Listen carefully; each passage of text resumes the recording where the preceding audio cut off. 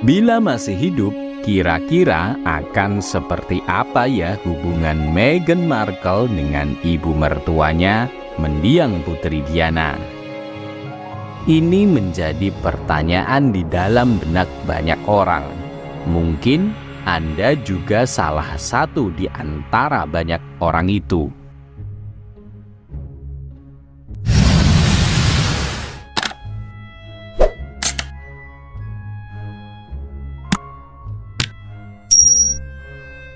Pendapat menarik muncul dari Angela Levins, seorang penulis yang banyak melahirkan buku tentang biografi keluarga kerajaan Inggris. Dengan tegas, Angela Levins mengatakan Diana tidak akan cukup baik bagi Meghan Markle jika dia masih hidup. Lebih lanjut, Angela Levins menunjukkan bahwa Meghan Markle tidak memiliki hubungan dengan mendiang Putri Diana selain mengunjungi makam ibu mertuanya pada peringatan 20 tahun kematiannya setelah mengalami kecelakaan mobil tragis di Paris lebih dari 1/4 abad silam. Dia, maksudnya Meghan Markle, belum pernah melihat Diana. Dia tidak pernah mengenalnya. Dia pernah berbaring dan berdoa padanya ketika dia pergi mengunjungi makamnya, tapi hanya itu saja, tandas Angela Levins. Menurut penulis yang juga seorang jurnalis ini, mendiang Putri Diana adalah pendukung keluarga kerajaan, tapi tidak dengan istri Pangeran Harry ini.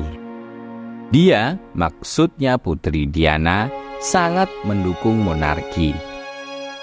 Dia tinggal sangat dekat dengan Sandringham, dan dia biasa pergi dan minum teh bersama ratu. Begitu juga dengan keluarganya.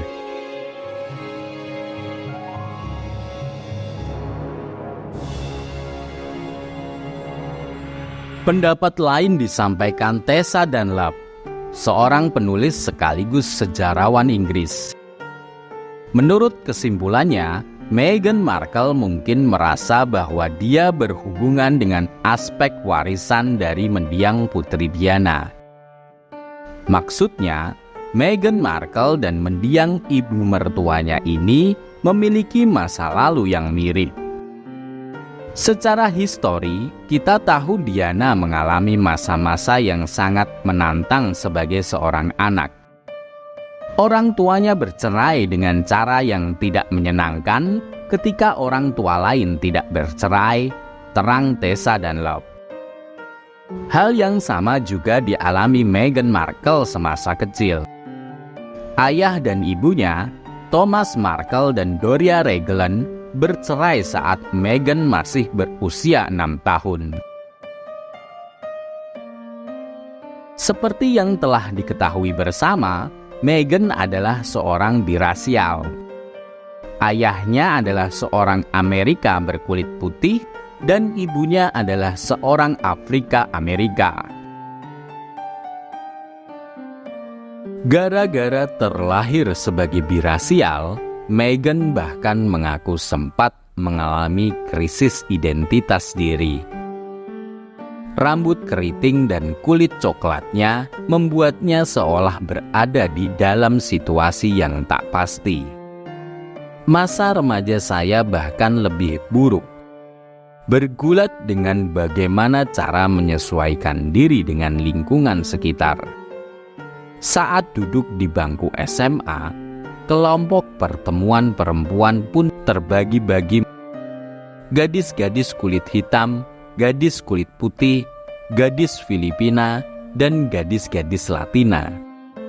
Sedangkan sebagai seorang birasial, seolah saya tidak memiliki tempat yang pasti di antara kelompok gadis-gadis tersebut.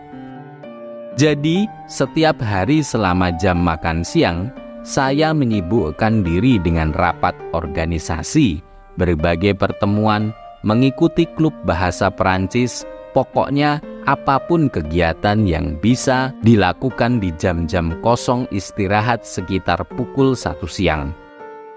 Hal ini terus saya lakukan bukan agar saya lebih aktif di organisasi dan semacamnya, tetapi agar saya tidak harus makan siang sendirian, tulis Meghan Markle dalam blognya Detik.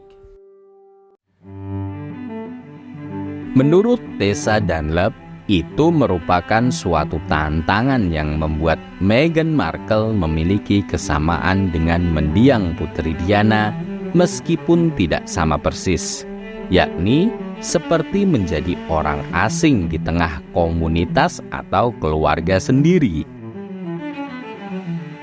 Di masa-masa akhir pernikahannya dengan Charles, mendiang Putri Diana merasa seperti orang luar di dalam keluarga kerajaan. Diana seolah nyaris tak mendapat dukungan dari keluarga kerajaan. Ketika Anda tumbuh sebagai orang luar dalam keluarga, Anda dapat melihat hal yang serupa dengan cara Diana dan Meghan mengidentifikasi diri sebagai orang luar dalam keluarga kerajaan, ujar Tessa Dunlap. Meski masih menjadi kontroversi sampai sekarang, faktanya Meghan Markle tetap pada klaimnya bahwa selama tinggal di istana, ia juga sempat tidak mendapat dukungan, bahkan sampai mendapat perlakuan rasis. Bukan mengadu domba dirinya dengan keluarga kerajaan, tapi sepertinya Meghan mencoba mencari jalan keluar dari keluarga kerajaan dan memang terkadang harus mengatakan hal-hal yang membuat mereka kesal, ujar Tessa Dunlap. Namun, terlepas dari semua pendapat para penulis dan sejarawan keluarga kerajaan, sebenarnya bagaimana sih sosok Putri Diana di mata Meghan Markle?